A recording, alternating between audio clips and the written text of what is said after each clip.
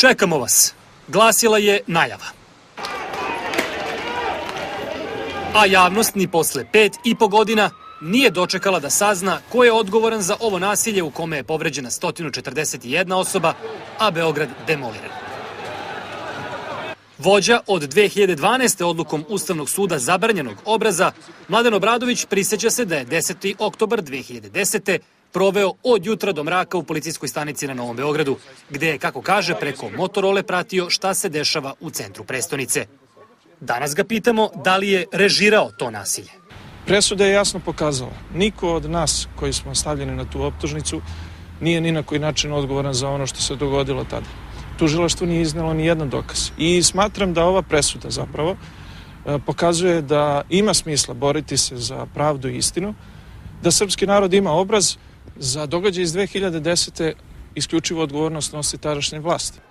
Umesto da stavi tačku na taj slučaj, Viši sud oslobodio je svih 14 optuženih za nasilničko ponašanje, što znači da je ovo još jedna presuda u nizu kojom se nasilje ne kažnjava, stav je organizatora Parade ponosa.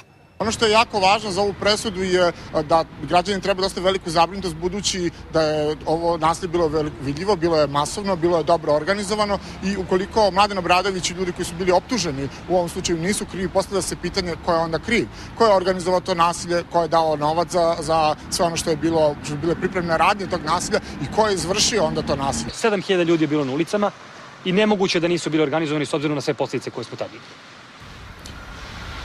Srpski narod je spontano iskazao svoje mišljenje tog trenutka. Uostalom, dobro je poznato da ogromna većina našeg naroda ne misli da ono što je bruka treba da bude ponos.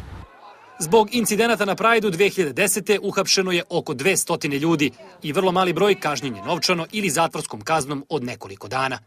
Viši sud je prvo osudio Obradovića na 2 godine zatvora, a ostale na kaznu od 6 meseci do godinu dana.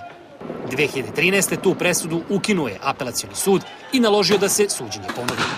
I na ovu drugu oslobađajuću prvostepenu presudu postoji pravo žalbe apelacionom sudu.